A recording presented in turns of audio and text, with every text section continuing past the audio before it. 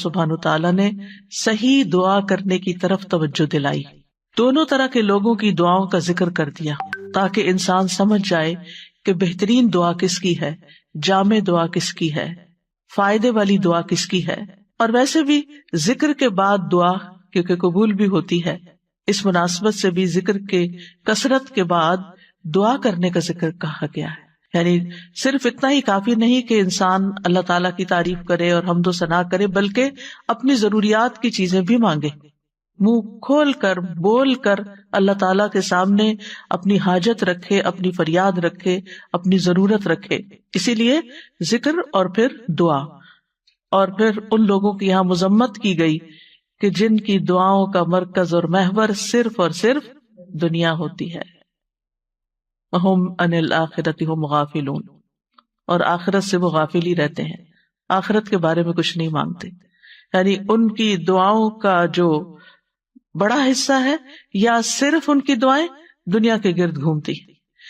اس معیار پر ہم سب کو بھی پرکھنا چاہیے کہ ہم سب سے زیادہ شدت کے ساتھ یا پہلی دعا کیا مانگتے ہیں. اگر ہمیں پتا چلے کہ یہ قبولیت کا وقت ہے تو ہم سب سے پہلے کیا مانگیں گے. ہم میں سے ہر ایک کو اپنی اپنی دعاؤں کا جائزہ لینا چاہیے کہ کہیں ہم تو ان لوگوں میں شامل نہیں کہ جو صرف دنیا مانگتے ہیں، اور کیا واقعی ہمیں اپنی آخرت کی اور آخرت میں سے بھی بھلائی کے ساتھ آگ کے عذاب سے بچنے کی دعا ہمارے دل و دماغ پر ہے. تو یہاں ان لوگوں کی تعریف کی گئی ہے کہ جو ایسی دعا کرتے ہیں کہ جس میں وہ اپنی دنیا کی خیر بھی مانگتے ہیں، اپنی آخرت کی خیر بھی مانگتے ہیں، اور سب سے بڑے شر یعنی جہنم کی آگ اور جہنم کے عذاب سے بچنے کی دعا کرتے ہیں. تو اس میں دعا مانگنے کا ایک ادب اور سلیقہ بھی سکھا دیا گیا. آپ دیکھیے کہ یہاں پر صرف 3 آیتیں ہیں اور 3 آیتوں کے اندر بہت بڑا مضمون بیان کر دیا گیا. تو فرمایا فَإِذَا قَضَيْتُم مَنَاسِكَكُمْ، جب تم اپنے مناسک حج پورے کر چکو. حج پر بھی انسان کیوں جاتا ہے؟ اپنا فرض پورا کرنے کے لیے، عبادت کرنے کے لیے، اور انہی عبادتوں کا ایک حصہ دعا بھی ہے. یعنی ہم سب کے دل میں ہوتا ہے کہ ہم حج یا عمرے پر جائیں تو پہلا خیال کیا آتا ہے کہ وہاں جا کر دعائیں کریں گے، کیونکہ دعا بذات خود بھی عبادت ہے. تو جب تم اپنے حج کے مناسک پورے کر چکو اور سارے ریچولز تمہارے پورے ہو جائیں اور تم آرام سے بیٹھو، تو پھر یہ کہ تم اللہ سبحانہ تعالیٰ کا ذکر کرو. اور حج کے تمام مناسک کے دوران بھی ذکر کرنا چاہیے، اور جب مناسک پورے ہو جائے تو اس کے بعد بھی رک کر دعا کرنی چاہیے. جیسے آپ دیکھیں طواف کے بعد کیا کرتے ہیں، 2 رکعت پڑھتے ہیں اور پھر آپ دعائیں کرتے ہیں. اسی طرح جب آپ کی سعی ہو رہی ہوتی ہے تو اس میں بھی آپ جہاں جہاں رکتے ہیں صفا مروہ پہ پھر دعائیں کرتے ہیں، اللہ کا ذکر کرتے ہیں، اور دوران سعی بھی. اور اسی طرح باقی منا میں، عرفات میں، ہر جگہ سب سے زیادہ جو چیز کی جاتی ہے، جو عبادت کی جاتی ہے، وہ دعا کی عبادت ہے. عرفہ میں آپ دیکھیے کہ نبی صلی اللہ علیہ وسلم نے ظہر اور عصر دونوں نمازوں کو اکٹھا کر دیا، یعنی قصر پڑھی اور جمع پڑھی. یعنی گویا جو فریضہ ہے اس سے مختصر ترین وقت میں فارغ ہو گئے، پھر مختصر سا خطبہ دیا، اور باقی زوال شمس سے لے کر غروب شمس تک دعا ہی دعا کی. یعنی جو وقت کا ایک بہت بڑا حصہ دعائیں ہی دعائیں. اس سے بھی اندازہ کر سکتے ہیں آپ کہ دعا کی کیا اہمیت ہے ہماری زندگی میں، اور ہمیں کتنی دعائیں کرنی چاہیے. اور پھر یہ کہ نسک میں نہ صرف یہ کہ یہ چلو آتے ہیں، بلکہ جانور ذبح کرنا اور قربانی اور یہ تمام چیزیں بھی آتی ہیں. تو مراد یہ ہے کہ جب قربانی ہو جاتی ہے تو پھر ایک طرح سے حج کے تمام مناسک ادا ہو جاتے ہیں، اور اس وقت انسان اللہ کا ذکر کرے، یعنی حج سے فارغ ہونے کے بعد مراد ہے. اسی طرح جب ہم نماز سے فارغ ہو جاتے ہیں تو آخر میں ہماری سب سے اہم چیز دعا ہی ہوتی ہے. اور اس ذکر سے جو یہاں پر کہا گیا ہے اس سے مراد ایک تو منا کے دنوں کی تکبیرات ہے کہ سب سے زیادہ ذکر ان کا ہونا چاہیے، اللہ کی بڑائی بیان کرنی چاہیے. نماز کے بھی بعد سلام پھیر کر ہم سب سے پہلے کیا کہتے ہیں؟ اللہ اکبر. اسی طرح حج کے مناسک ادا کرنے کے بعد بھی اللہ اکبر. یعنی اگر اس عبادت کی ہمیں توفیق ہوئی ہے تو اس میں کسی غرور اور کسی بڑائی کی بات نہیں ہے، بلکہ ساری توفیق اللہ ہی کی دی ہوئی ہے، اور اللہ ہی کا ذکر ہے، اللہ ہی کی یاد ہے. اور اسی طرح حج کے تمام مقامات میں مسنون دعائیں پڑھنا ضروری ہے. تو علم کے ساتھ اگر انسان حج کرتا ہے تو پھر ان تمام سنتوں کو پورا بھی کرتا ہے اور پورا فائدہ اٹھاتا ہے۔ اس لیے حج پر جاتے ہوئے سب کچھ سیکھ کر جانا چاہیے، دعائیں بھی یاد کر کے جانا چاہیے، اور اگر حافظہ کمزور ہو تو دعاؤں کی کتابیں ساتھ لے کے جانی چاہیے تاکہ کوئی چیز مانگنے سے رہ نہ جائے، کیونکہ نبی صلی اللہ علیہ وسلم کی دعائیں جامع ہوتی ہیں، ان میں سب کچھ ہمیں مل جاتا ہے، لہٰذا اگر وہ سب ہم مانگ لیں تو گویا ہم نے دنیا اور آخرت کی خیر مانگ لی۔ عربوں کا طریقہ یہ تھا کہ حج سے فارغ ہو کر اپنے آباء و اجداد کے کارناموں کا ذکر کرتے، ہر قبیلہ اپنے اپنے بڑے جو گزرے ہوئے شخصیتیں تھیں، جو سردار تھے، ان کا ذکر کرتے کہ انہوں نے یہ کارنامے کیے اور وہ کیے، حسب نسب پہ فخر ہوتا تھا۔ لیکن اللہ سبحانہ وتعالیٰ نے ہمیں اس سے بہتر چیز عطا کی، اور وہ کیا کہ جو اصل بڑائی کا مستحق ہے اللہ رب العزت، تم اس کو یاد کرو، کیونکہ عموماً یہ ہوتا ہے کہ جب ایک قبیلہ اپنے بڑے کا ذکر کرے، دوسرا اپنا، تیسرا اپنا، تو لوگوں کے درمیان اختلاف بھی ہوگا، جیلسی بھی ہوگی، اور سب لوگ نہیں خوش ہو سکتے۔ لیکن اللہ کا ذکر ایسی چیز ہے کہ جس پہ سب متفق بھی ہوں گے اور وہ سب کے لیے خوشی کی بات، اور آپس میں ایک یونٹی بھی اس سے قائم ہوتی ہے۔ اور پھر یہاں پر یہ بھی کہا گیا وہ اشد ذکرا، یعنی جتنا تم شدت سے باپ دادا کا ذکر کرتے تھے، اللہ کا ذکر اس سے زیادہ کرنا ہے، یعنی شدت سے مراد کثرت بھی اور شدت سے مراد توجہ بھی، یعنی اس سے بھی زیادہ بہتر انداز میں تمہیں یہ ذکر کرنا ہے۔ فَمِنَ النَّاسِ مَن يَقُولُ رَبَّنَا آتِنَا فِي الدُّنْيَا وَمَا لَهُ فِي الْآخِرَةِ مِنْ خَلَاقٍ، لوگوں میں سے کوئی ایسا ہے جو کہتا ہے اے ہمارے رب ہمیں دنیا دے دے، دنیا کی بھلائیاں دے دے، اس کے لیے آخرت کا کچھ حصہ نہیں۔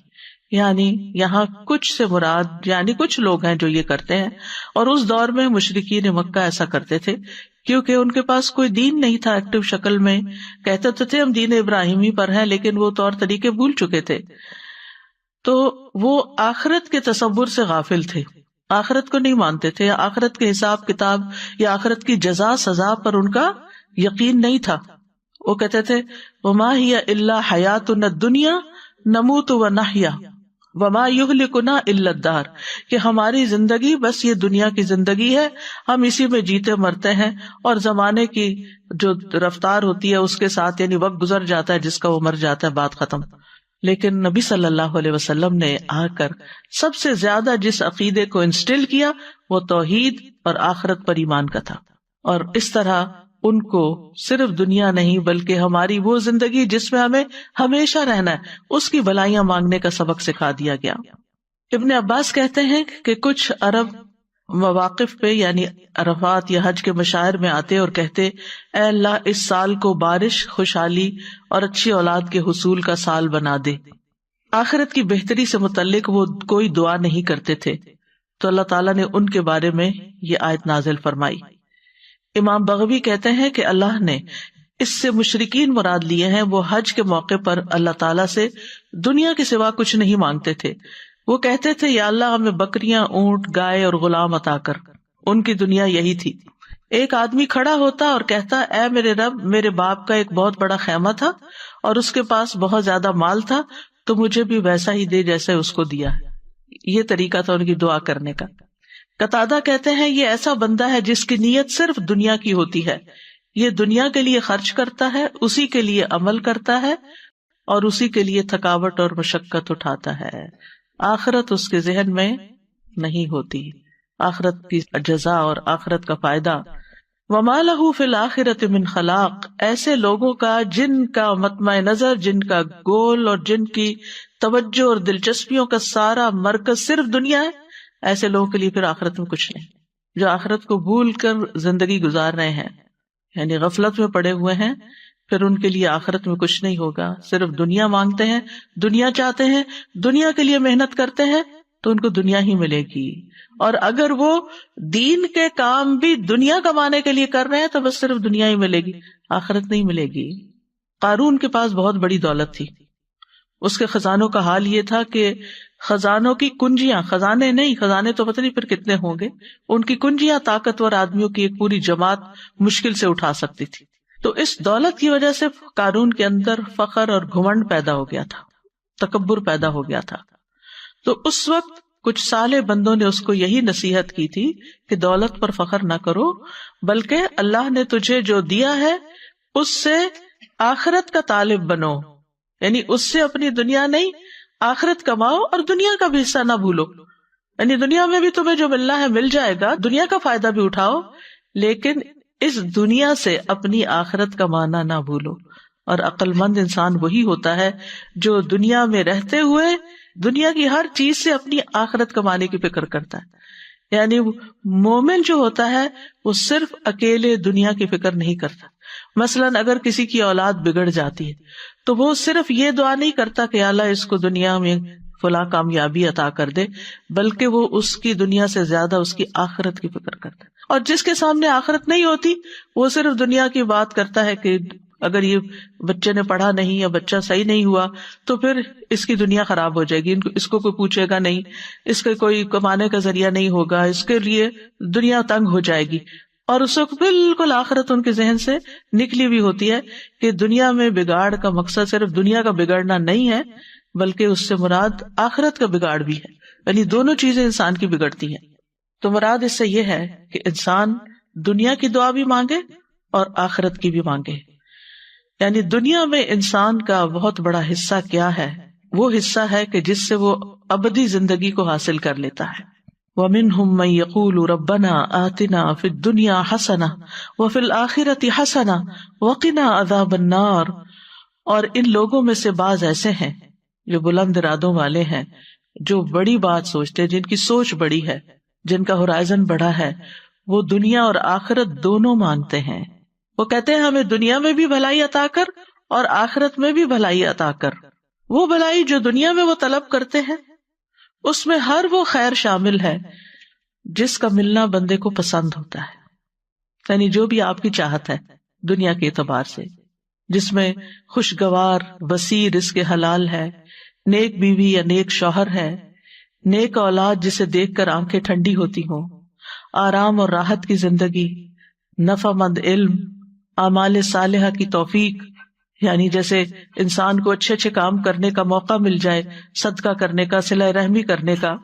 حضرت علی رضی اللہ عنہ کہتے ہیں کہ تم اپنی صحت اور اپنی قوت اور اپنی جوانی اور اپنی دولت کے معاملے میں یہ نہ بھولو کہ تم اس کے ذریعے سے آخرت چاہو. یعنی یہ سب چیزیں کیوں مانگو کہ ہمیں یہ دولت، مال، صحت کیوں ملے؟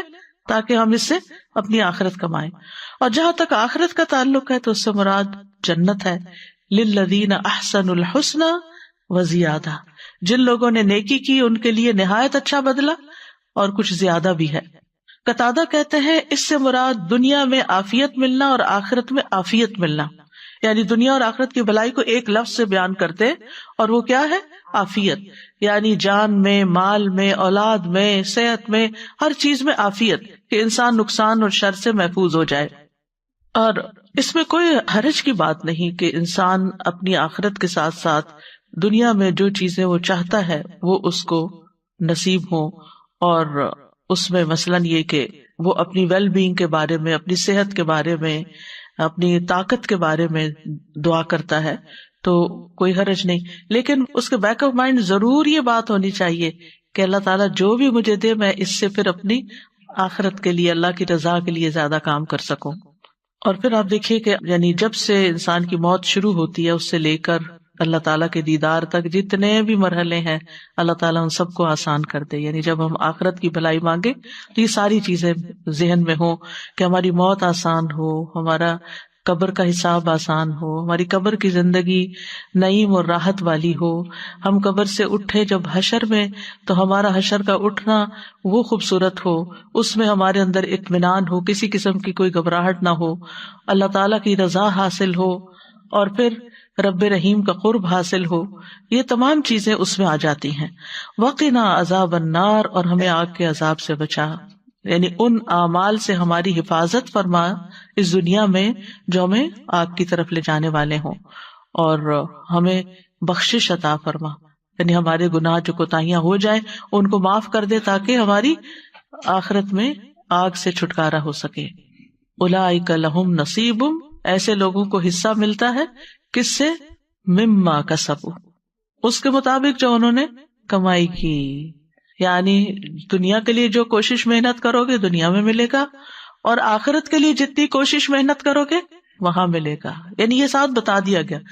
دعا اپنی جگہ ہے لیکن ساتھ کوشش چاہیے، کیونکہ عام طور پر ہم ایک طرف ہو جاتے ہیں، یا صرف کوشش پہ فوکس کر دیتے ہیں یا صرف دعا پہ فوکس کرتے ہیں۔ اب آپ دیکھیں کہ کتنی جامع ہے 3 آیات، ذکر سے آغاز ہوا، دنیا اور آخرت کی بھلائی کی دعا مانگنے کو کہا گیا، آگ کے عذاب سے بچنے کو کہا گیا، اور اس کے ساتھ ساتھ کوشش کی طرف توجہ دلائی گئی۔ اور واللہ سریع الحساب، اللہ بہت جلد حساب لینے والا ہے، یعنی اللہ سبحانہ وتعالیٰ کے لیے کچھ بھی مشکل نہیں کہ وہ سارے بندوں کے ایک ایک عمل کا حساب کر دے، ذرے ذرے کا۔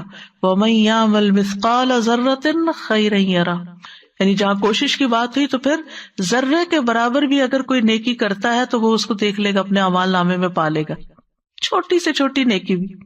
اور اگر گڑبڑ کی، کوئی غلط کام کیا، چھوٹی سے چھوٹی برائی بھی وہاں نظر آ جائے گی۔ تو اس لیے بہت ضروری ہے کہ انسان اس دعا کو اپنی زندگی کا حصہ بنا لے۔ یہ بہت ہی جامع اور کامل دعا ہے جس میں دنیا اور آخرت کی ساری چیزیں آ جاتی ہیں، اور یہ دعا اس قابل ہے کہ اسے اپنی باقی دعاؤں پر ترجیح دی جائے۔ کل جیسے کسی نے سوال کیا تھا کہ بہت ساری دعائیں اکٹھی ہو گئی ہیں اور بہت ساری چیزیں ہو گئی ہیں تو وہ ایک اوور ویلمنگ سچویشن ہو جاتی ہے، تو پھر کیا کریں؟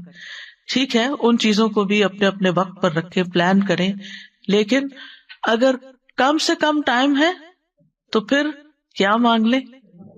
جامع دعا مانگ لیں جس میں دنیا اور آخرت سب کچھ کور ہو گیا، سب کچھ بیچ میں آ گیا۔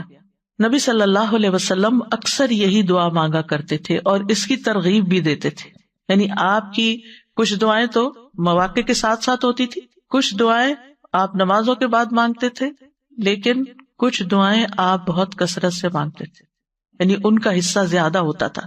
قتادہ نے انس رضی اللہ عنہ سے پوچھا کہ نبی صلی اللہ علیہ وسلم کون سی دعا کثرت سے مانگا کرتے تھے؟ انس رضی اللہ عنہ نے کہا، حضرت انس کی یہ باتیں زیادہ اوتھینٹک اس لیے بھی ہیں کہ وہ آپ کے گھر میں آتے جاتے تھے اور آپ کے تمام امور اور معاملات کو ملاحظہ کرتے رہتے تھے۔ تو حضرت انس نے کہا آپ جو دعا کثرت سے مانگا کرتے تھے وہ یہ تھی، اللہم آتنا فی الدنیا حسنہ وفی الآخرۃ حسنہ وقنا عذاب النار۔ انس رضی اللہ عنہ جب کوئی ایک دعا مانگنا چاہتے تو یہی دعا مانگتے تھے، یعنی جب اتنا ہی وقت ہو کہ آپ ایک دعا صرف مانگ سکیں، جیسے اذان اور اقامت کے بیچ میں دعا قبول ہوتی ہے، اب صفوں میں کھڑے ہو جاتے ہیں جب نمازی، اس وقت دعا قبول ہوتی ہے، تو پھر یہ کہ نماز شروع ہو جاتی، آپ یہ تھوڑی کہ نماز چھوڑ کے دعائیں کرنا شروع کر دیں، تو ایک چھوٹے سے وقت میں آپ فوراً ربنا آتنا فی الدنیا حسنۃ وفی الآخرۃ حسنۃ وقنا عذاب النار۔ اور خاص طور پر اس وقت جب انسان کو کچھ سمجھ نہیں آ رہی ہوتی، مانگوں کیا، میری بھلائی کس میں ہے، تو پھر انسان بھلائی مانگ لے، دنیا کی بھی اور آخرت کی بھی، اور یہ دنیا اور آخرت کی بھلائی کو جمع کرنے والے کلمات ہیں۔ انس بن مالک کہتے ہیں ان سے کہا گیا تمہارے بھائی بصرہ سے آئے ہیں، یعنی کچھ لوگ دوست وغیرہ ملنے کے لیے آئے ہیں۔ وہ اس وقت بصرہ کے ایک کونے میں رہتے تھے، یعنی جس طرح آؤٹ اسکرٹس میں رہتے ہیں، تو ڈاؤن ٹاؤن سے یا سٹی سینٹر سے وہ ان کو ملنے کے لیے آئے، اس لیے آئے ہیں تاکہ آپ ان کے لیے اللہ سے دعا کریں، کیونکہ وہ صحابی تھے، طویل العمر تھے، اس وقت تک اکثر صحابہ فوت ہو چکے تھے، اور ظاہر ہے کہ صحابی بھی بہت جلیل القدر علم والے اور نبی صلی اللہ علیہ وسلم کی طویل صحبت پانے والے قریب ترین صحابہ میں سے تھے، تو ان کے پاس آئے کہ وہ ہمارے لیے دعا کریں۔ انہوں نے کہا اللہم اغفر لنا وارحمنا وآتنا فی الدنیا حسنہ وفی الآخرۃ حسنہ وقنا عذاب النار۔ لوگوں نے اس سے زیادہ دعا کی خواہش کی، کچھ اور دعا کرے، انہوں نے پھر یہی کہہ دیا، کہا کہ اگر تمہیں یہ مل گیا، یہ دعا قبول ہو گئی، تو تمہیں دنیا اور آخرت کی خیر مل گئی، ساری بھلائی مل گئی، کچھ بھی نہیں چھوٹے گا، پھر بات ہی ختم۔ کتنا خوبصورت ہے ہمارا دین کہ جو ہمیں مختلف مواقع کی مناسبت سے بہترین چیزیں سکھا دیتا ہے، جس میں اتنا بڑا بڑا فائدہ ہے۔ یہ خزانوں کی کنجیاں ہیں، خزانے ہیں یہ، جن کی ہم قدر نہیں کرتے۔ ہم میں سے ہر ایک کو پتا ہے یہ دعا ہے، لیکن کون کتنی تاکید سے مانگتا ہے، بھول جاتے ہیں ہمیں علم ہوتا ہے، ہمیں باتیں پتا ہوتی ہیں، لیکن پھر وہ آہستہ آہستہ ہمارے عمل سے نکل جاتی ہیں۔ ایک دفعہ سنتے ہیں، شروع کرتے ہیں، پھر کچھ دنوں میں کوئی اور چیز اوپر آ جاتی ہے، پھر وہ نکل جاتی ہے۔ ایسی چیزوں کو پکڑ کے رکھنا چاہیے، کہیں ایسے نوٹس لگا دینے چاہیے یا کہیں اپنے یادداشتوں میں لکھ لینا چاہیے کہ یہ مانگنے سے نہیں بھولنا، کیونکہ یہ مل گیا تو سبھی کچھ مل گیا۔ اور آپ دیکھیے کہ وقت کے ساتھ ساتھ زندگی کتنی مصروفیت کا شکار ہو گئی ہے، یعنی جتنی سہولتیں زیادہ ہو گئی ہیں اتنی مصروفیت زیادہ بڑھ گئی۔ آج سے 100 سال پہلے کا شخص شاید اتنا ٹینس نہ ہوتا ہو جتنا ہم ہر وقت ٹینس رہتے، کیونکہ ایک کام ختم نہیں ہوتا اور ایک اور کرنے کا دھیان لگا رہتا ہے اور بھاگم دوڑ لگی رہتی ہے. اور اگر ہم کسی کرسی پر بھی بیٹھے ہوئے نا تو دماغ ہمارا دوڑ رہا ہوتا ہے نا، یہ بھی کرنا، یہ بھی کرنا، یہ بھی کرنا ہے، وہ بھی ہونا ہے. تو ایسے میں پھر واقعی ذکر کے لیے بھی بعض اوقات ٹائم کم رہ جاتا ہے، اور دعاؤں کے لیے بھی. اور خاص طور پر بچوں والی مائیں، جو چھوٹے بچوں والی، وہ تو ہارڈلی نماز کے اندر یا نماز کے باہر کوئی دعائیں مانگ سکتی ہیں، کیونکہ ایک ٹانگوں کے چمٹے میں ہوتے ہیں یا آگے آ کے لیٹ جاتے ہیں، یا بڑے بھی ہو جائیں تو جا کے کچن میں کھڑے ہو جاتے ہیں اور آوازیں لگانے لگتے ہیں کہ جلدی آئیں. یا پھر آپ کو یہ ہوتا ہے کہ اگر میں وقت پہ نہ اٹھی تو انہوں نے کچھ کام خراب کر دینا. آج کل خاص طور پہ افطار کے فوراً بعد مغرب ہوتی ہے، آپ کھجور کھاتے ہیں، پانی پیتے ہیں، نماز شروع کر دیتے ہیں. اب آپ کا دل ہوتا ہے تھوڑا سا سکون سے نماز پڑھے، لیکن سارے تو ایسے سکون سے نہیں پڑھتے، ان کو تو بھوک لگی ہوتی، پھر آپ کو سرو کرنا ہوتا ہے، تو آپ کو سب کی ٹیک کیئر کرنی ہوتی. پھر اس وقت دل چاہتا ہے کہ کیا مانگ لیں، کچھ تو مانگے، کیونکہ سارے دن کے روزے کے بعد اس نماز کی کیفیت بھی بڑی اچھی ہوتی ہے. تو اس وقت یہ دعا مانگ کے اٹھ جائے، لمبی نہ مانگے کہ گھر والے ناراض ہونے لگے. تو بہت سے اوقات ایسے ہوتے ہیں کہ جس میں ہمارے پاس کوئی نیکی کا کام کرنے کا بہت مختصر سا وقفہ ہوتا ہے، ایسے اوقات کو استعمال کر لیا کریں ایسی جامع دعاؤں کے ساتھ. پھر اسی طرح عافیت کی دعا مانگنا، یہ بھی دنیا اور آخرت کی بھلائیاں مانگنے میں سے ہے. حضرت انس سے روایت ہے کہ رسول اللہ صلی اللہ علیہ وسلم نے مسلمانوں میں سے ایک ایسے شخص کی، بیمار شخص کی عیادت کی جو لاغر ہو کر چوزے کی طرح ہو گیا تھا، بالکل سکڑ سا گیا. تو رسول اللہ صلی اللہ علیہ وسلم نے اس سے فرمایا، کیا تم اللہ سے کسی چیز کی دعا کرتے تھے یا اس سے کچھ مانگا کرتے تھے؟ اس نے کہا، جی ہاں، میں کہتا تھا، اے اللہ تو مجھے آخرت میں جو سزا دینے والا ہے وہ دنیا میں ہی دے دے. اس پر رسول اللہ صلی اللہ علیہ وسلم نے فرمایا، سبحان اللہ، تم میں اتنی طاقت نہیں، تم اس کی استطاعت نہیں رکھتے. تم نے یہ کیوں نہ کہا، اللہم آتنا فی الدنیا حسنۃ وفی الآخرۃ حسنۃ وقنا عذاب النار. یاد رکھیے یہ دعا نبی صلی اللہ علیہ وسلم سے اللہم کے ساتھ آتی ہے اور قرآن میں ربنا کے ساتھ آتی ہے. ان دونوں میں سے جو بھی آپ، کیونکہ یہ نہ ہو کہ پھر آپ پوچھیں یہ پڑھیں یا وہ پڑھیں، جو بھی آپ کا دل چاہے پڑھیں. پھر آپ صلی اللہ علیہ وسلم نے اس شخص کے لیے دعا کی جو اتنا کمزور ہو گیا تھا، تو اللہ تعالیٰ نے اس کو شفا عطا کر دی. یہ دعا اس لحاظ سے بھی بڑی اہم ہے کہ رکن یمانی اور حجر اسود کے درمیان مانگی جاتی. تھوڑا سا فاصلہ ہوتا ہے نا، رش تو الحمدللہ بڑا بھی ہو جاتا ہے، لیکن ویسے وہ تھوڑی سی جگہ ہوتی، تو اس میں انسان اگر پوری توجہ کے ساتھ یہ دعا مانگ لیتا ہے تو گویا وہ سب کچھ مانگ لیتا ہے. اب دیکھیں ہمارے دین نے ہم سب کے لیے، ہم جیسے کمزور لوگوں کے لیے کتنی رعایت اور سہولت رکھی ہے. جن کے حافظے کمزور ہوں، جنہیں بہت ساری دعائیں یاد نہ ہوں، جو بہت کچھ نہ مانگ سکتے ہوں، وہ کم از کم اتنی دعا یاد کر کے چلے جائیں. یہ تو ہر حاجی کر سکتا ہے، یعنی ان پڑھ سے ان پڑھ، کمزور سے کمزور حافظے والا ایک یہ دعا سیکھ کے چلا جائے اور یہ بھی مانگتا رہے تو گویا سبھی کچھ اس نے مانگ لیا. ابن رجب کہتے ہیں کہ سلف صالحین ایام تشریق میں اس دعا کو کثرت سے مانگنا پسند کرتے تھے، یعنی جب کہ حج کے مناسک ختم ہو جاتے تھے اور منا کے دنوں کے جو باقی دن ہوتے ہیں. اور عطا کہتے ہیں کہ جو شخص بھی حج کر کے اپنے وطن واپس جانے لگے اور جب وہ اپنے اہل و عیال کی طرف متوجہ ہو تو یہی دعا پڑھے. امام نووی کہتے ہیں یہ دعا مطلق ہے، اس کی کوئی حد نہیں، تو یہ دعا ہر وقت اور ہر لمحے کی جا سکتی ہے. اٹھتے بیٹھتے چلتے پھرتے یہی مانگ سکتے ہیں. نماز میں، نماز کے علاوہ دیگر اوقات میں، دعا کو شروع کرتے وقت، دعا کے اندر، مریض کی شفا کے لیے بھی اور باقی مواقع پر بھی، قبولیت کے اوقات میں، یعنی ہر موقع پر آپ یہ دعا پڑھ لیں. یعنی یہ دعا تو ہم میں سے ہر ایک کو لازماً زبانی یاد ہونی چاہیے تاکہ جب دل چاہے اس کو پڑھ لیں. تو بہرحال جو بھی اس کو پڑھے گا اور جتنی آپ کوشش کریں گے، محنت کریں گے اور اس کے ساتھ ساتھ نیک اعمال کریں گے، اللہ تعالیٰ دعائیں سنے گا. اور پھر آپ دیکھیے کہ اس سے یہ بھی پتہ چلتا ہے کہ اللہ تعالیٰ ہر ایک کی سنتا ہے. جو صرف دنیا مانگتا ہے اور کوئی دنیا اور آخرت دونوں مانگتا ہے، من الناس سے، لوگوں میں سے، یہ نہیں کہا مومنوں میں سے، جو بھی مانگے گا اس کو ملے گا. لیکن آخرت کی بھلائیاں تو جو آخرت پر ایمان رکھتا ہے اسی کو ہی نصیب ہوگی. بہرحال اللہ سبحانہ وتعالی بندوں سے جلد حساب لینے والا ہے اور قیامت کے دن بیک وقت وہ سب سے حساب لے سکتا ہے. اللہ کی قدرت بہت بڑی ہے اور دنیا میں بھی اس کو بندوں کا حساب لیتے ہوئے دیر نہیں لگتی، اس لیے ہر موقع پر، ہر تکلیف کے موقع پر اسی کی طرف پلٹنا چاہیے۔ اس دعا سے ایک اور بات بھی پتہ چلتی ہے کہ دنیا سے زیادہ آخرت کا حصہ ہے اس دعا میں۔ دعا کا ایک حصہ ربنا آتنا فی الدنیا حسنہ، اور دوسرا حصہ وفی الآخرۃ حسنہ وقنا عذاب النار۔ آخرت کے لیے دو چیزیں مانگی گئی ہیں۔ پھر آپ دیکھیے ربنا کہہ کر دعا شروع کی گئی ہے، یعنی اللہ تعالی کے نام اور رب کے ساتھ، اس کی صفت ربوبیت کے ساتھ۔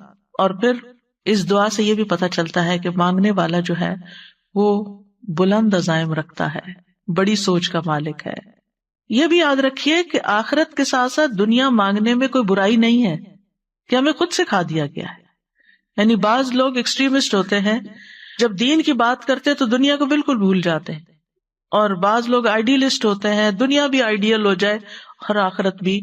تو بات یہ ہے کہ دنیا کبھی بھی آئیڈیل نہیں ہو سکتی، دنیا تو نفس ہی دنیا ہے، گھٹیا ہے، کم تر ہے، وہ آخرت کے مقابلے میں تو پانی کا قطرہ بھی نہیں ہے۔ تو اس لیے یہاں انسان کو جو کچھ ملا ہے وہ دراصل آخرت کمانے کے لیے ملا ہے۔ یعنی آپ دنیا میں اچھی صحت، مال، رزق، ہر چیز کیوں مانگے؟ تاکہ یہ چیزیں زیادہ ہوں گی تو اس سے آپ کی آخرت میں زیادہ کنٹریبیوشن ہو سکے گی۔ ورنہ دنیا میں جتنا کچھ انسان کو ملتا ہے وہ سب کچھ استعمال نہیں کر سکتا، سب کچھ نہیں آپ استعمال کر سکتے۔ یعنی اگر آپ نے مانگ بھی لیا اور دنیا کٹھی بھی ہو گئی آپ کے پاس، آپ کو دنیا میں 10 گھر مل گئے رہنے کے لیے، کہاں رہیں گے؟ ایک ہی گھر میں رہیں گے نا، ورنہ زندگی پراگندہ ہو جائے گی، پریشان حال ہو جائیں گے۔ کچھ لوگ ہوتے ہیں نا، وہ کبھی یہاں رہتے ہیں، کبھی وہاں رہتے ہیں، کبھی کہیں جاتے ہیں، کبھی کہیں جاتے ہیں، کہیں چین ہے نہیں ان کو، کیونکہ زندگی میں مقصد کوئی نہیں ہے، ایک جگہ گھبرائے تو دوسری جگہ چل پڑے۔ تو دنیا کا حال تو یہ ہے کہ نہ ہو تب بھی مشکل، زیادہ ہو جائے تب بھی مشکل، ایک ٹانگ ادھر ایک ادھر۔ تو انسان کو دنیا مانگتے ہوئے جو بھی وہ دنیا کا حصہ مانگے گا برا نہیں سوچنا چاہیے، برا نہیں فیل کرنا چاہیے کہ ہائے میں دنیا مانگ رہا ہوں، ہاں یہ اچھا نیک انسان ہے، عابد، زاہد، پائس، یہ دنیا بھی مانگتا ہے۔ ہاں دنیا مانگتے ہیں، کیوں؟ اس لیے تاکہ دنیا میں ذلیل و خوار نہ ہو لوگوں کے ہاتھوں، اور دنیا اچھی ہوگی تو اس سے آخرت بھی اور اچھی ہو جائے۔ زیادہ مال ہوگا، زیادہ صدقہ خیرات کریں گے، زیادہ اچھی صحت ہوگی، زیادہ عبادت کریں گے، زیادہ روزے رکھیں گے، زیادہ نیکی کے کام کریں گے، زیادہ اولاد ہوگی اور پھر وہ نیک بھی ہوگی تو زیادہ صدقہ جاریہ ہوں گے۔ یعنی جو چیز بھی آپ کی یہاں زیادہ ہوگی دنیا کی، اور آپ اس کو صحیح سے استعمال کریں گے تو وہ اتنا ہی زیادہ آپ کا آخرت کا حصہ بڑھتا چلا جائے گا۔ لیکن اگر کوئی شخص یہ ساری چیزیں صرف دنیا کی خاطر مانگتا ہے تو پھر نقصان ہے۔ یعنی وہ مال جو صرف دنیا کے کام آئے، وہ عزت جو صرف دنیا کی حد تک ہو، یہ پھر خسارے کا سودا ہے۔ اور اگر انسان اپنی دینداری کا بھی اظہار کرتا ہے لیکن اس کے پیچھے بھی نیت خراب ہے کہ اس کو عزت ملے، شہرت ملے، اس کا نام ہو، اس کو لوگ پسند کریں، لوگ اس سے محبت کریں، تو اس سے آخرت میں بھی کچھ نہیں ملنے والا۔ تو اس لیے انسان کو حسنہ مانگنی چاہیے، اور اس میں نیت پھر آخرت کمانے کی ہونی چاہیے۔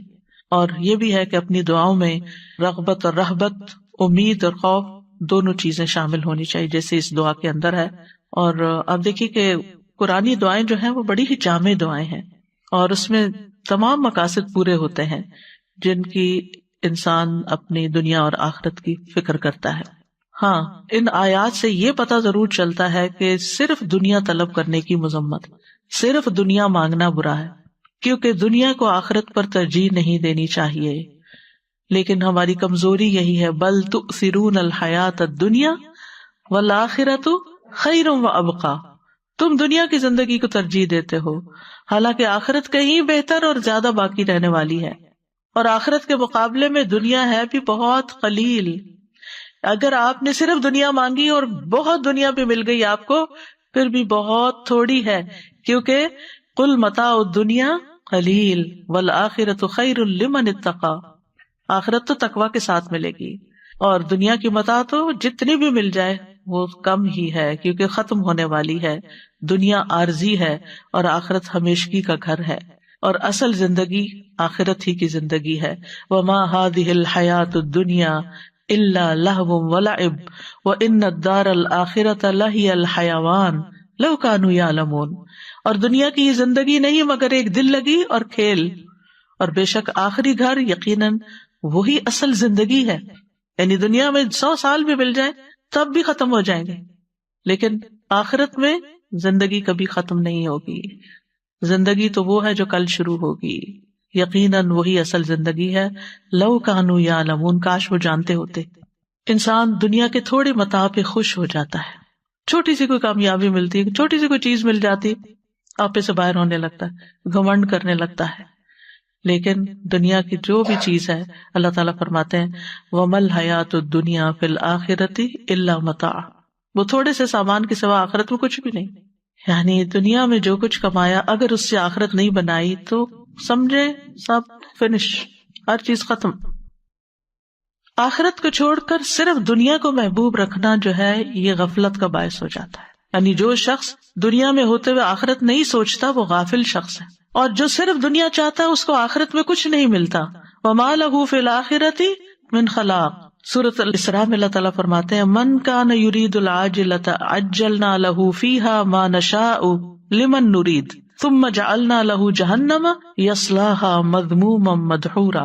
جو شخص اس جلد ملنے والی دنیا کا ارادہ رکھتا ہے ہم اس کو اس میں جلدی دے دیں گے، جو چاہیں گے، سب کچھ نہیں، جتنا ہم چاہیں گے، اور جس کے لیے چاہیں گے سب کو بھی نہیں دیں گے جو بھی یہ مانگ رہے ہیں. پھر ہم نے اس کے لیے جہنم تیار کر رکھی ہے جس میں وہ داخل ہوگا مذمت کیا ہوا، دھتکارا ہوا.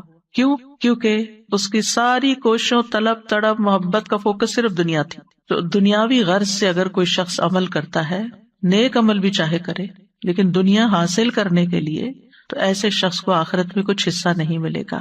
لیکن اگر کوئی شخص آخرت کو حاصل کرنے کے لیے دنیا کے کام بھی کرتا ہے تو اس کی دنیا میں سے بھی آخرت کو حصہ مل جائے گا. لیکن محض دنیا کی خاطر نیک اعمال کرنے والے آخرت میں خسارے میں ہوں گے. اور اس کے لیے وہ حدیث ہے مشہور، ام سلمہ کہتی ہے میں نے نبی صلی اللہ علیہ وسلم سے کہا ہشام بن مغیرہ صلہ رحمی کرتا تھا، مہمانوں کی میزبانی کرتا تھا، غلاموں کو آزاد کرتا تھا، کھانا کھلاتا تھا.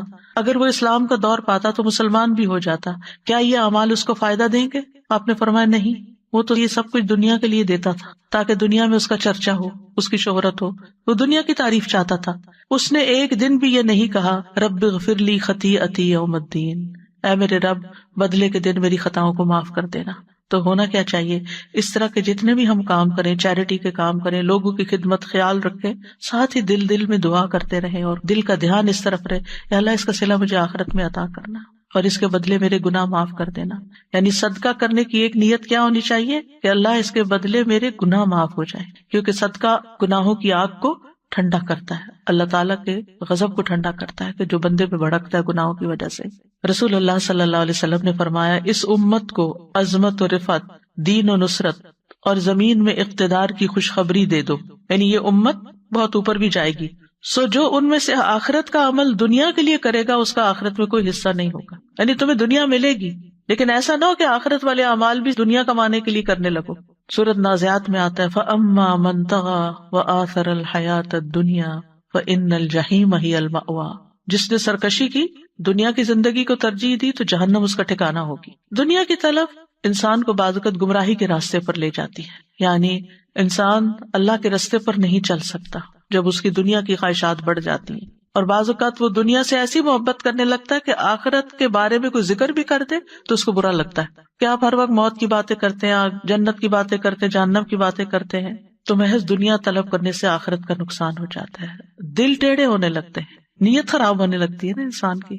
اور پھر جو لوگ دنیا سے محبت کرتے ہیں وہ بزدل ہو جاتے ہیں، ان کو موت سے ڈر لگنے لگتا ہے. چھوٹی چھوٹی پریشانی، چھوٹے چھوٹے حادثے ان کو خوف زدہ کر دیتے ہیں. یعنی چھوٹا سا بھی کوئی نقصان ہوتا ہے تو ان کے اوپر پہاڑ بن کے گرتا ہے، کیونکہ ان کو کیا ڈر لگ جاتا ہے کہ ہماری دنیا بگڑنے لگی ہے. لیکن جس شخص کو آخرت کا غم لگ جاتا ہے نا، دنیا میں اس کا کوئی بڑے سے بڑا بھی نقصان ہو تو وہ کیا سوچتا ہے، دنیا ہی تو ہے، حقیر متاع ہی تو ہے، اگر اس پہ صبر کے بدلے اللہ اس سے آخرت میں بہتر دے دے تو میں اسٹل خسارے میں نہیں ہوں، میرا کچھ بھی نہیں گیا. اولاد کا نقصان ہو، جان مال، کسی بھی چیز کا، ہر چیز میں مومن کیا کہتا ہے انا للہ و انا الیہ راجعون. یہ چیز گئی ہے، ہم بھی اللہ کے ہیں، ہمیں بھی چلے جانا ہے. تو وہ اس کا غم لگا کر نہیں بیٹھ جاتا، وہ غم پالنے نہیں لگ جاتا، وہ پھر بھی اٹھتا ہے اور کچھ کرتا ہے کیونکہ اس نے بھی آگے جانا ہے. صرف جانے والوں کے غم میں روتے رہنا ہی عقل مندی نہیں، کیونکہ ہم نے بھی جانا ہے. وہ چلے گئے اپنا کما کے، ہمیں بھی کچھ کمانا ہے، تو اس وقت کو ادھر ادھر ضائع نہیں کرنا. پھر اسی طرح یہ ہے کہ دنیا کی حقیر چیزوں کے بندے نہیں بننا چاہیے. رسول اللہ صلی اللہ علیہ وسلم نے فرمایا ہلاک ہوا درہم کا بندہ، ہلاک ہوا دینار کا بندہ، ہلاک ہوا منقش چادر کا بندہ، یعنی زیب و زینت والے کپڑے کا شوق، اگر اسے مل جائے تو راضی، نہ ملے تو ناراض، اللہ سے بھی ناراض، بندوں سے بھی ناراض. یہ ہیں مال کے بندے. اللہ کرے یہ ہلاک ہو جائے، سر نگوں ہو کر گر پڑے، اگر اسے کانٹا چبھے تو کوئی نہ نکالے. نبی صلی اللہ علیہ وسلم نے ایسے بندے کے لیے بد دعا کی. ابن عباس کہتے ہیں اللہ نے دنیا کو 3 حصوں میں تقسیم کیا ہے، ایک حصہ مومن کے لیے، ایک حصہ منافق کے لیے اور ایک حصہ کافر کے لیے. وہ کہتے ہیں مومن آخرت کے لیے زیادہ راہ لیتا ہے، یعنی مومن جتنی دنیا اس کے پاس زیادہ آتی ہے اتنی وہ آخرت بنا لیتا ہے. منافق اس دنیا سے دنیا کی زینت اختیار کرتا ہے، یعنی منافق کے پاس جب مال و دولت آتا ہے تو وہ کیا سوچنے لگتا ہے، اور زیادہ گھر کی ڈیکوریشن کیسے کر لوں، اور زیادہ لباس مہنگا کیسے خریدوں. یعنی وہ اپنے مال کا ایک بڑا حصہ صرف دنیا کی زیب و زینت میں ہی لگاتا چلا جاتا ہے. اور کافر خوب عیش کرتا ہے کہ بس دنیا اس کے لیے عیش و عشرت کا مقام ہے، دنیا اس لیے کماتا ہے تاکہ دنیا میں عیش کر سکے. اور آپ اپنے آگے پیچھے دائیں بائیں ہر طرف دیکھتے ہیں کہ لوگ بہت سا کام، بہت سی محنت کیوں کرتے ہیں، تاکہ ایک لگژوریس لائف گزار سکیں. لگژوریس لائف ایک ہوتی ضرورت کی زندگی کہ اللہ تعالیٰ مشکل سے بچا کے آسانی والی زندگی دے تاکہ انسان اپنی عبادت، اپنے کام، اپنے سارا کچھ اچھے سے کر سکے. اور ایک ہے عیش و عشرت والی زندگی کہ زیادہ کام ہو تاکہ زیادہ عیش و عشرت ہو. اور یہی وجہ ہے کہ آپ دیکھیں کہ ایسے لوگوں کا جو آخرت سے غافل ہو کر جیتے ہیں، ان کے مال کا بڑا حصہ کہاں جاتا ہے؟ سوچئے کہاں جاتا ہے؟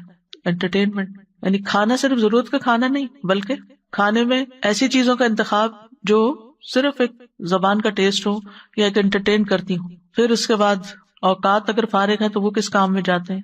ویکیشنز. اور ویکیشنز میں بھی ایسی جگہوں کا انتخاب جہاں نہ انسان اپنی نگاہوں کی حفاظت کر سکے اور نہ ہی اپنے دین کی حفاظت کر سکے. اور پھر اسی طرح لباس اور باقی چیزیں. تو مومن دنیا کی عیش و عشرت کے پیچھے نہیں ہوتا، وہ اپنے وقت کو قیمتی سمجھتا ہے. وہ اگر ویکیشن پر جاتا بھی ہے تو غور و فکر کے لیے وہ ایسی جگہوں کا انتخاب کرتا ہے کہ جہاں وہ جا کر اپنے ایمان میں اور اضافہ کر کے آئے، جہاں وہ کچھ نیا سیکھ کر آئے. یعنی مومن کے لیے کہیں ویکیشن پہ جانا منع نہیں ہے، بلکہ کہا گیا سیرو فی الارض، زمین میں چلو پھرو، دیکھو کیسے ہوا پچھلی قوموں کے مجرموں کا انجام، چلو پھرو، اللہ کی نشانیوں پر غور کرو. ایسی ویکیشن منع نہیں ہے، کیونکہ اس میں ہم کس کے لیے حصہ لے رہے ہیں؟ آخرت کے لیے حصہ لے.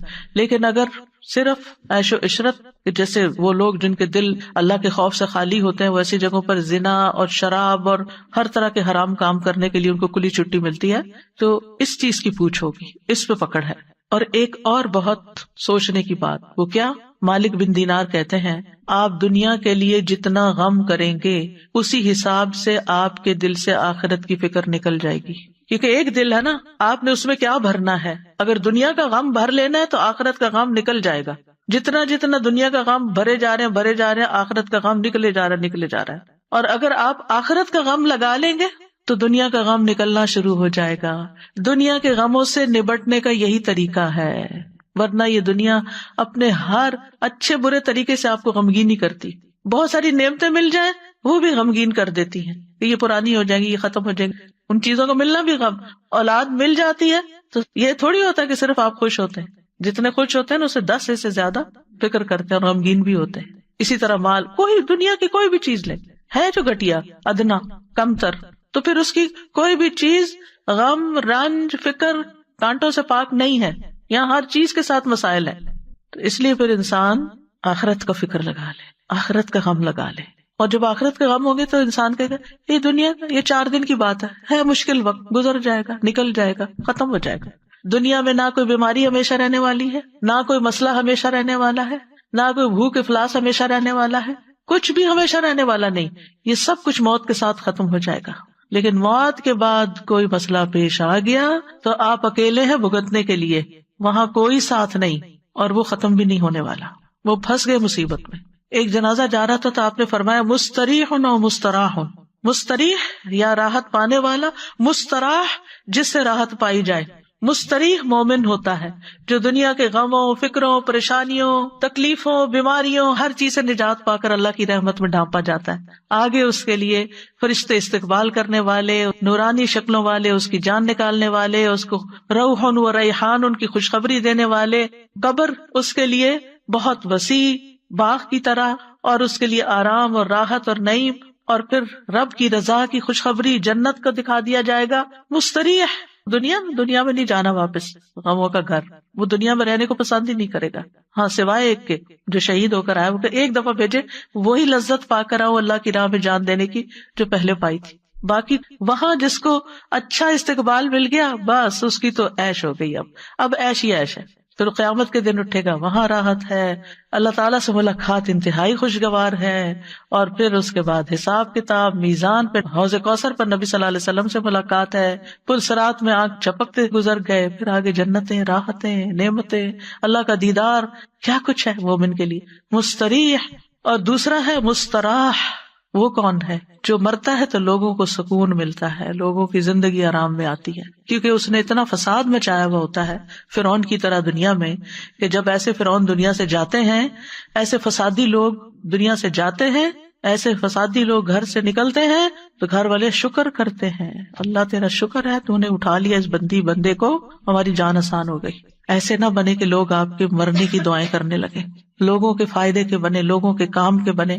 کچھ لوگ ایسے ہوتے ہیں جن کی زندگیاں گھر والوں نے حرام کی ہوئی ہوتی، اور بعض اوقات صرف ایک خاتون یا ایک مرد کی وجہ سے وہ زندگی حرام. ابیوسو ہسبینڈ، یعنی کوئی کام سیدھا نہیں، کوئی بات سیدھی نہیں، ہر بات پہ گالیاں گلوچ، مار کٹائی، لڑائی جھگڑے.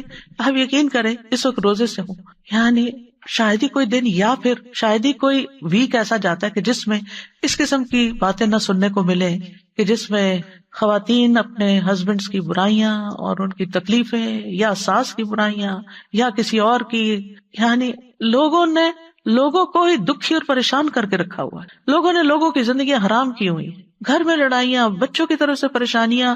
لگتا ہے کہ کوئی گھر خالی نہیں ہے. اس سے لوگوں کو آخرت بھول گئی ہے، اسی لیے وہ اپنی زبان سے دوسروں کو تکلیف دیتے، اسی لیے وہ دوسروں کے اوپر ظلم ڈالتے، اسی لیے بدتمیزی اور بد اخلاقی کرتے ہیں کہ کوئی ان کو پوچھنے والا نہیں ہے. اگر انہیں اللہ کا ڈر ہو، اللہ کا تقویٰ ہو، انہیں فکر ہو کہ قبر میں بھی جانا ہے، فرشتے نے جان لینے بھی آنا ہے، اور ایسا بے بس ہو کے پڑا ہوگا کہ کوئی بھی مدد نہیں کرے گا، تو رہ جائے گا یہ سارا دنیا کا ساز و سامان. بعض اوقات صرف مال کے پیچھے جھگڑے ہیں، بہن بھائی خون کے رشتے آپس میں کٹے ہوئے اور ایک دوسرے پہ مقدمے کر رہے ہیں، ایک دوسرے سے لڑائیاں کر رہے ہیں. یعنی حد ہی ہو گئی ہے فتنے فساد کی کہ آپ جدھر نظر اٹھا کے دیکھتے، جس بندے کے پاس بیٹھتے ہیں وہیں کوئی نہ کوئی ایسے ظلم کی داستانیں ہیں.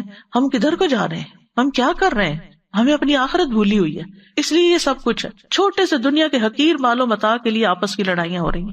تو بہرحال جو دنیا کا غم لگاتا ہے وہ آخرت سے غافل ہو جاتا ہے، اور جو آخرت کا غم لگاتا ہے وہ دنیا کے غم سے آزاد ہو جاتا ہے. اور خاص طور پر جو ہی موت آتی ہے مستریح. اس لیے مومن جو ہے وہ موت کی تیاری کرتا ہے، فکر کرتا ہے کہ وہاں پریشانی نہ ہو، لیکن اس کو ایک پل خوشی بھی اندر سے ہوتی ہے کہ جانے سے فائدہ ہی ہے اگر اللہ تعالیٰ لے جاتا ہے. لیکن جو شخص دنیا سے محبت کرتا ہے اس کو دنیا چھوڑنے کا بھی بڑا غم ہے کہ میں دنیا چھوڑ آیا. وہ جس کو میں نے دن رات کمایا، وہ میرے کاروبار، وہ میرے بزنس، وہ میری جابیں، وہ میرے مال، وہ میرا بینک بیلنس، وہ کدھر گیا سب کچھ. یعنی ایک وہ شخص ہے جس کو ڈاکٹر کہتے ہیں بس آپ کے پاس 2 مہینے ہیں، اور اس نے اپنی آخرت کے لیے تیاری کی ہوتی ہے، تو وہ سکون سے ان 2 ماہ کو گزارتا ہے اللہ کا ذکر کرتے، اللہ کا یاد کرتے ہوئے. اور ایک وہ شخص ہے جس نے صرف دنیا میں اپنا سب کچھ لگایا ہوتا ہے، جب اس کو موت کی خوشخبری کوئی دے دیتا ہے کہ اب تو آپ کے پاس گنے چنے دن ہیں، تو اس کو یہ غم پھر بھی کم ہوتا ہے کہ آگے کیا ہونا ہے میرے ساتھ. اس کو پھر یہ غم ہوتا ہے کہ میرے پیچھے اس مال کا کیا ہوگا، ہائے افسوس میں اس سے فائدہ نہ اٹھا سکا، جس کے لیے میں نے چوری کی، ڈاکے ڈالے، لوگوں کے مال غصب کیے، حرام کھایا، اور ظلم اور زیادتی کے ساتھ میں نے اپنی زندگی گزاری. تو اس لیے ابھی وقت اور مہلت ہے ہمارے پاس، ہم اپنے رویوں کو ٹھیک کر لیں، ہم صبر سے کام لیں، ہم اپنے اخلاق کو اچھا کر لیں، اور ہم اپنی آخرت کو کسی قیمت پر نہ جانے دیں. جو ہمارا حصہ نہیں بنتا، جو ہمارا مال نہیں، اس کے اوپر ہم نظر ہی نہ رکھیں. ظلم اور زیادتی کے ساتھ کسی کا مال ہتھیانے کی کوشش نہ کریں، جھوٹ بول کر کسی سے کچھ حاصل نہ کریں، اور اگر سچ بول کر اپنا بھی کچھ جاتا ہے تو جو رزق آپ کی قسمت میں ہے وہ آپ کے پاس آئے گا. مومن کا یہ یقین ہوتا ہے کہ موت اس وقت تک نہیں آئے گی جب تک میں اپنا رزق پورا نہیں کر لوں. تو بہرحال ہمیں یہ دعا کرتے رہنا چاہیے کہ اللہ دنیا میں بھی اچھا دے، آخرت میں بھی اچھا دے، دونوں جگہ ہماری بھلائی ہو، لیکن آخرت مقصد اول اور دنیا مقصد ثانی ہو. یعنی ترتیب یہ ہو، یعنی اللہ کی رضا، آخرت کا ثواب، اور اس کے ساتھ ساتھ دنیا میں بھی ایک اچھی عزت والی زندگی ہو، آرام والی زندگی ہو کہ جس میں انسان کو فائدہ ہو. اب یہ جو حسنہ ہے نا، تو بعض اوقات ہم سمجھتے ہیں کہ حسنہ سے مراد صرف نعمتوں کا ملنا ہے نا. ہاں اس کے ساتھ اللہ کی اطاعت کی توفیق ہونا، یہ بہت بڑی حسنہ ہے. مثلاً آپ اپنے والدین کے خدمت گزار ہیں، ان کے فرما بردار ہیں، آپ اپنے گھر میں ایک امن سکون قائم کیے ہوئے ہیں، آپ اپنے شوہر کے مددگار ہیں، آپ اپنے بچوں کی خدمت کرتے ہیں اور خوش دلی سے. یاد رکھیں یہ کام سب کو کرنے پڑتے ہیں کسی نہ کسی درجے میں، تھوڑا یا زیادہ، لیکن ایک وہ ہے جو خوشی سے کرتا ہے، اجر کی نیت سے کرتا ہے، اور ایک وہ ہے جو مارے بندے کرتا ہے اور کر کے ضائع کرتا ہے. کام کر کے تھک گئے، 4 سنائی اس کو 4 سنائی اس کو، سب ضائع، کوئی فائدہ نہ ہوا. تو یہ حسنہ کیا ہے کہ آپ کو اخلاق حسنہ نصیب ہو. جب ہم مانگتے ہیں ربنا آتنا فی الدنیا حسنہ، ساری بلائی اچھا اخلاق دے اللہ، تاکہ ہم تھکے بھی تو تیری خاطر صبر کریں، ہمیں کوئی تکلیف پہنچے تو تیری خاطر صبر کر لیں، فوراً چنک کے جواب نہ دیں. بعض لوگ ہوتے ہیں اتنی سی بات برداشت نہیں کرتے، ذرا سی بات برداشت نہیں کرتے، کسی نے ذرا سا کچھ کہہ دیا فوراً پلٹ کے جواب، اور ایسا جواب کے پہلے سے بھی زیادہ دوسرے کا دل جلا دیا. تو ان عادتوں پر بھی قابو پانے کی ضرورت ہے. آپ دیکھیے ماچس کی جو تیلی ہوتی ہے وہ کتنی چھوٹی سی ہوتی ہے لیکن کتنے بڑے بڑے فساد کر جاتی ہے. بعض اوقات انسان کے منہ سے نکلی ہوئی چھوٹی سی بات ہوتی ہے لیکن ایسی آگ لگاتی ہے دوسروں کو کہ ہر چیز ہی جل کے رہ جاتی ہے، گھر برباد ہو جاتے ہیں، طلاقیں ہو جاتی ہیں، گھر ٹوٹ جاتے ہیں ایسی ہی چھوٹی سی تیلی لگانے سے. تو اگر اللہ نے آپ کو بولنے کی طاقت دی ہے تو اس کو صحیح سے استعمال کریں. اور پھر آپ دیکھیے کہ جب انسان اپنی آخرت کی فکر کرتا ہے نا تو اس کی دنیا خود ہی سنورنے لگتی ہے. جو اللہ کی رضا چاہتا ہے پھر اس کے حالات درست ہونے لگتے ہیں، کیونکہ وہ اللہ کے لیے صبر کر لے گا، وہ اللہ کے لیے کسی کی مدد کر دے گا، وہ اللہ کے لیے ہر کام کرنے کو تیار ہو جائے. اور جو خیر بانٹتا ہے خیر پلٹ پلٹ کے اس کی طرف آتی ہے. تو آپ دیکھیے کہ اگر انسان اللہ کی رضا کے لیے اور آخرت کی کامیابی کے لیے مثلا دنیا میں عبادت کرتا ہے، استغفار کرتا ہے کہ اس کے گناہ معاف ہو جائیں، تو اس کے بدلے میں دنیا میں بھی بھلائی ملے گی، دنیا کا رزق بھی ملے گا، اولاد بھی ملے گی اور باقی چیزیں بھی پائے گا. اور اگر کوئی دین کو چھوڑ کر صرف دنیاوی مادی نعمتوں کو دنیا سمجھتا ہے تو وہ ساری چیزیں حسنہ میں نہیں آتی. یعنی پھر وہ ملی آپ کو تو آپ کے لیے شر بھی ہو سکتی، الا یہ کہ وہ خیر کے کاموں میں لگے. یعنی مثلاً اگر آپ صرف استغفار کرتے ہیں دنیا حاصل کرنے کے لیے اور آخرت کا کوئی ارادہ نہیں، تو ہو سکتا ہے کچھ دنیا مل جائے آپ کو کہ آپ کے گناہ معاف ہو، دنیا مل گئی، لیکن آگے والی چیز کہاں گئی؟ تو چاہے استغفار کرنے والے کوئی بھی کام کرنے والے ہوں تو لازماً اس کے نتائج کو ضرور دیکھیں جو اللہ تعالیٰ نے ہمیں بتائے ہیں. بہرحال کہنے کا مطلب یہ ہے کہ جب دنیا کی بھلائیاں مانگیں تو دنیاوی اغراض غالب نہیں ہونے چاہیے. امام غزالی کہتے ہیں اگر انسان کی نیت میں دنیاوی مقصد غالب ہے یعنی کسی بھی کام کے لیے تو اس کا کوئی اجر نہیں ہوگا آخرت میں، اور اگر دینی مقصد غالب ہے تو اسی حساب سے اس کو اجر ملے گا جتنی نیت تھی اس کی اللہ سے پانے کی. یعنی عبادات میں جیسے روزہ ہے تو صرف اس لیے نہیں رکھے کہ صحت اچھی ہو جائے گی روزے رکھ لیتے ہیں، نماز ہے اس لیے نہیں کہ اچھا 2 تراویح کھڑے ہو کے پڑھتی ہوں تو زیادہ کیلوریز برن ہوں گی، یہ نہیں دل میں ہونا چاہیے. اگر خیال آ بھی گیا تو فوراً جھٹکے اور کہنے قوموا للہ قانتین. تو اگر اللہ کی عبادت اور اطاعت میں اللہ کی رضا حاصل کرنے کا غلبہ ہے یعنی وہ اجر پانے کا زیادہ ہے تو ہی اجر ملے گا، ورنہ ظاہر. مثلاً حجاج کے لیے اجازت ہے کہ وہاں پر بزنس بھی کر لیں، لیس علیکم جناح ان تبتغوا فضلا من ربکم. حج کے لیے جا رہے ہو اگر کچھ خرید و فروخت کرنی ہے تو کر سکتے ہو، ایسا منع نہیں ہے. یعنی بعض لوگ بازار جانے کو انتہائی کنڈیم کرتے ہیں، ایسا نہیں ہے، آپ جا سکتے، آپ میں ہمت ہے تو آپ جائیں، آپ کو وقت ملا تو آپ جائیں. آپ اگر کچھ خریدتے ہیں کچھ یہاں سے لے جاتے ہیں سیل کرنے کے لیے، سیل کر کے کچھ نفع کما کے اس سے کچھ اپنے خرچ پورے کرتے، کوئی منع نہیں. لیکن اگر آپ جاتے ہی صرف اس نیت کے لیے ہیں، آپ کہتے ہیں مجھے اپنا بزنس کرنا اور میں حج بھی کر لوں گا، تو یہ نہیں ہونا چاہیے. ٹھیک ہے نا.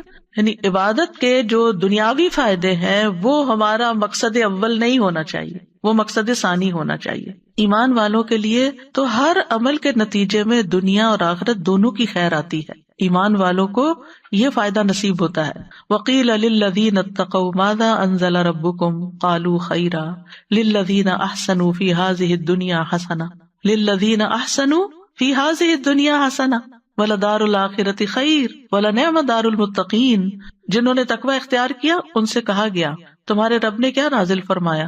تو انہوں نے کہا بہترین بات ان لوگوں کے لیے جنہوں نے بھلائی کی، اس دنیا میں بڑی بھلائی ہے اور آخرت کا گھر تو بہت بہتر ہے، اور یقیناً تقوی والوں کے لیے اچھا گھر ہے یعنی آخرت کا گھر. اللہ کے دوستوں کے لیے دنیا اور آخرت دونوں کی خوشخبریاں ہوتی ہیں. الا ان اولیاء اللہ لا خوف علیہم ولا هم یحزنون. سنو اللہ کے دوستوں کو نہ کچھ خوف ہوگا نہ غمگین ہوں گے. کون ہے اللہ کے دوست؟ الذین آمنوا وکانوا یتقون، وہ جو ایمان لائے اور وہ تقوی اختیار کرتے ہیں. لہم البشری فی الحیاۃ الدنیا، ان کے لیے دنیا کی زندگی میں بھی خوشخبری ہے. وفی الآخرہ، آخرت میں بھی خوشخبریاں ہیں. لا تبدیل لکلمات اللہ، اللہ کی باتیں نہیں بدلتی، اللہ کی باتیں بالکل سچی ہیں. ذالک هو الفوز العظیم، یہ ہے عظیم الشان کامیابی، یہ سب سے بڑی کامیابی، اور یہ مومن کو ہی ملتی ہے، کیونکہ مومن کے لیے دنیا کی نعمتیں حرام تھوڑی ہیں. قل من حرم زینۃ اللہ التی اخرج لعبادہ والطیبات من الرزق قل ہی للذین آمنوا فی الحیاۃ الدنیا خالصۃ یوم القیامہ. کہہ دیجیے اللہ کی وہ زینت جو اس نے اپنے بندوں کے لیے پیدا کی اور رزق میں سے پاکیزہ چیزیں کس نے حرام کی. کہہ دیجیے یہ چیزیں دنیا کی زندگی میں ان لوگوں کے لیے جو ایمان لائے، اور قیامت کے دن بھی خالصتاً ان کے لیے ہوں گی. اور پھر آپ دیکھیں کہ جب یہ دونوں دعائیں آپ مانگتے ہیں تو اللہ تعالیٰ دونوں ہی قبول کرتا ہے. جابر کہتے ہیں رضی اللہ عنہ، میں نے نبی صلی اللہ علیہ وسلم سے سنا، آپ فرماتے تھے رات میں ایک گھڑی ایسی ہے جو مسلمان بندہ اس کو پا لیتا ہے، اس میں وہ دنیا اور آخرت کی کسی بھی خیر کا سوال کرتا ہے، اللہ تعالیٰ وہ بھلائی اس کو ضرور عطا کر دیتا ہے. اس لیے رات کو جب سائڈ بدلے کچھ نہ کچھ مانگ لیا کریں، کیا پتہ یہی وہ گھڑی ہو. تہجد کے لیے اٹھیں پھر دعائیں مانگیں، یعنی اللہ سے اچھی امید رکھ کر دنیا اور آخرت دونوں ہی. پھر اسی طرح آپ دیکھیں کہ کسی کو خالی دنیا کی دعا دینا منع نہیں، زیادہ بہتر ہے کہ آپ اس طرح دعا دیا کریں اللہ تعالیٰ آپ کو دنیا اور آخرت کی تمام بھلائیاں عطا کریں. اور یہ اسی دعا کا ترجمہ ہے بیسیکلی، ٹھیک ہے. لیکن جب آپ دنیا کی بھی بھلائی کی کسی کو دعا دینا تو اس سے مقصد یہی ہو کہ یہ نعمتیں اس کو جو ملے اس سے ہی اپنی آخرت کما لے. یہ ٹولز ہیں آخرت کے لیے. حضرت انس کہتے ہیں نبی صلی اللہ علیہ وسلم ہمارے ہاں تشریف لائے، وہاں میری والدہ اور میری خالہ ام حرام کے سوا کوئی نہیں تھا، یعنی 2 مرد 2 عورتیں، نبی صلی اللہ علیہ وسلم اور حضرت انس اور 2 عورتیں یعنی امی اور خالہ. آپ نے فرمایا کھڑے ہو جاؤ میں تمہیں نماز پڑھاؤں. فرض نماز کے وقت کے علاوہ کی نماز تھی، یہ نفل نماز سے، تو آپ نے جماعت سے نماز پڑھائی ہوگی جیسے آج کل ہم تراویح پڑھتے ہیں، اور کچھ لوگ جماعت مسجد میں پڑھ کے آ جاتے ہیں گھر اور پھر گھر تراویح پڑھ لیتے ہیں، ایسا بھی کیا جا سکتا ہے. پھر آپ صلی اللہ علیہ وسلم نے ہمارے سب گھر والوں کے لیے دنیا اور آخرت کی تمام بھلائیوں کی دعا کی. یہ آپ کی سنت، آپ کا طریقہ ہے نا. کسی کے گھر جائیں تو اس گھر میں آپ اس طرح نماز بھی پڑھ سکتے ہیں اور گھر والوں کو دعا بھی دے سکتے ہیں. اس کے بعد میری ماں کہنے لگی اللہ کے رسول صلی اللہ علیہ وسلم یہ آپ کا چھوٹا سا خدمت گزار ہے، اس کے لیے خصوصی دعا کریں، یعنی حضرت انس. تو آپ نے میرے لیے ہر بھلائی کی دعا کی. میرے لیے آپ نے جو دعا کی اس کے آخر میں یہ تھا اللہم اکثر مالہ و ولدہ و بارک لہ فیہ، اے اللہ اس کا مال اور اس کی اولاد زیادہ کر اور اس کے لیے ان میں برکت ڈال دے. یعنی صرف دنیا کی یہ 2-3 چیزیں مانگی. تو یہ دعا دینے کا طریقہ بھی آنا چاہیے، یعنی دوسروں کو ہم سب سے بہترین تحفہ جو دے سکتے ہیں وہ دعا کا تحفہ ہے، اور دل سے دینی چاہیے، صرف تکلفاً اور رسماً نہیں ہونی چاہیے. اور پھر یہ کہ دنیا اور آخرت کی ہر بھلائی کی دعا کرنی چاہیے، اور اس کے علاوہ کوئی خاص دعا آپ کسی کو دینا چاہے تو وہ بھی دے سکتے ہیں. اب دنیا کی بھلائی میں کیا کیا چیزیں شامل ہیں خاص طور پر، یعنی پہلے کچھ اس کا ذکر تو ہو چکا ہے اجمالی طور پر، لیکن اب ٹو دا پوائنٹ چند باتیں کروں گی. سب سے پہلے یہ کہ سب سے بڑی دولت اور نعمت دنیا میں اسلام ہے، دین ہے. الحمدللہ اللہ نے ہمیں یہ دولت عطا کی ہے، ہمیں مسلمان پیدا کیا، ہمیں دین دیا. اس کے لیے ہمیں اللہ سے دعا کرنی چاہیے کہ اللہ ہمیں دین کا نفعمند علم عطا فرمائے. یہ سب سے بڑی دولت ہے. ایمان کے بعد جو دولت مانگنی چاہیے وہ ربی زدنی علما ہے. یہ مل گیا آپ کو، آپ کے علم میں اضافہ ہوتا گیا تو نتیجہ کیا ہوگا، آپ کے نیک اعمال زیادہ ہوتے جائیں گے. علم سرمایہ کی طرح ہے، جتنا مال زیادہ ہوگا نا اتنا آپ زیادہ خرید سکتے ہیں کوئی چیز. جتنا علم زیادہ ہوگا اتنی آپ کو نیکیاں کرنے کے زیادہ طریقے پتہ چل جائیں گے کہ کیا کیا کرنا ہے. اس لیے علم حاصل کرنے کے حریص ہونا چاہیے، اور علم کی مجالس کا حریص ہونا چاہیے. یہ دنیا کی بہت بڑی حسنہ ہے، بہت بڑی بھلائی ہے جس کو یہ نصیب ہو جائے کہ اس کو اللہ تعالیٰ موقع دے دے، وقت دے دے، توفیق دے دے کہ وہ علم کی مجلس میں حاضر ہو جائے اور وہاں سے کچھ لے کے اٹھے، کوئی خزانہ پا کے جائے اور اس پر پھر عمل بھی کرے. اس کے بعد سب سے بڑی دولت نیک اعمال کی توفیق ملنا. نبی صلی اللہ علیہ وسلم نے فرمایا نیک عمل کرو. ہر شخص کو ان اعمال کی توفیق دی جاتی ہے جن کے لیے وہ پیدا کیا گیا. جو شخص نیک ہوگا اسے نیکوں کے عمل کی توفیق ملی ہوتی ہے، اور جو بدبخت ہوتا ہے اسے بدبختوں کے عمل کی توفیق ملی ہوتی ہے. آپ دیکھیں بہت سے لوگ علم رکھتے ہیں مگر عمل کوئی نہیں کرتے، باتیں بہت کرتے ہیں لیکن جب عمل کا وقت آتا ہے انہیں سمجھ ہی نہیں آتی انہوں نے کیا کرنا. اس لیے حکمت مانگنی چاہیے کہ اللہ ہمیں رائٹ ٹائم پہ رائٹ ڈیسیژن کرنے کی توفیق عطا کر کہ کس وقت کرنا کیا ہے، ہمیں اپرچونٹیز اویل کرنے کی توفیق دے. کیونکہ بعض اوقات ہمارے گھر کے سامنے دریا بہ رہا ہوتا ہے اور ہم پیاسے بیٹھے ہوتے ہیں کیونکہ ہمیں توفیق نہیں ہوتی، ہمیں سمجھ نہیں آ رہی ہوتی کہ یہ بھی خزانہ ہے. پھر آپ صلی اللہ علیہ وسلم نے یہ آیت بھی تلاوت کی، فَأَمَّا مَنْ أَعْطَى وَاتَّقَى وَصَدَّقَ بِالْحُسْنَى فَسَنُيَسِّرُهُ لِلْيُسْرَى۔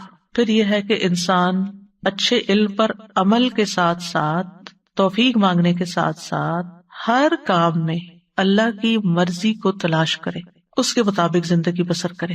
فرمایا افمن اتبع رضوان اللہ کمن باء بسخط من اللہ ومأواہ جہنم وبئس المصیر ہم درجات عند اللہ واللہ بصیر بما یعملون۔ آل عمران 162 اور 3۔ کیا وہ شخص جو اللہ کی رضا کے پیچھے چلا اس شخص جیسا ہے جو اللہ کی طرف سے کوئی ناراضگی لے کے لوٹا، جس کا ٹھکانہ جہنم ہے اور وہ برا ٹھکانہ ہے؟ یہ لوگ اللہ کے نزدیک مختلف درجات میں ہیں اور اللہ خوب دیکھنے والا ہے جو وہ کر رہے ہیں۔ پھر نعمتوں کو صحیح استعمال کرنے کی توفیق مانگنا کہ اللہ جو تو نے دیا ہے اس کو مجھے اچھی طرح برتنا بھی نصیب فرما، کیونکہ کچھ لوگوں کے پاس بہت کچھ ہوتا ہے، انہیں سمجھ ہی نہیں آتی وہ کہاں خرچ کریں، وہ ادھر ادھر پھینکتے رہتے ہیں، فضول چیزوں پہ خرچ کرتے رہتے ہیں، گھر میں بیکار کی چیزیں خرید کر لے آتے ہیں جسے کوئی استعمال نہیں کرتا، ردی کی ٹوکری میں جاتی ہیں یا ایسی جگہ پر جہاں کوئی بھی ان کا خریدار نہیں ہوتا۔ مطلب کیا ہے؟ مطلب یہ کہ پھر سمجھ نہیں ہے نا، عقل نہیں ہے۔ تو نعمتوں کو صحیح استعمال کرنے کی توفیق ملنا بھی حسنہ ہے۔ تندرستی، وقت کا صحیح استعمال، لمحے لمحے کا صحیح استعمال، صرف ٹک ٹاک پر ہی نہیں بیٹھے رہیں کہ ایک کے بعد ایک چیز دیکھتے رہیں، انجوائے کرتے رہیں، صرف سیاست کے اوپر ہی باتیں نہ کرتے رہیں۔ افسوس یہ کہ آج کل اچھے بھلے عقل مند مسلمان جو قرآن پڑھے ہوئے ہیں، دین جانتے ہیں، وہ رمضان کی رحمتوں اور برکتوں سے فائدہ اٹھانے کی بجائے اپنی شخصیت پرستی میں مبتلا ہو کر اپنی شخصیتوں کے ترانے پڑھ رہے ہیں یا مخالفوں پر سچے جھوٹے الزام لگا رہے ہیں۔ کیا کما رہے ہیں؟ سوچو کیا کما رہے ہو؟ آپ کی ان باتوں سے کیا آپ کی تقدیر بدل جائے گی؟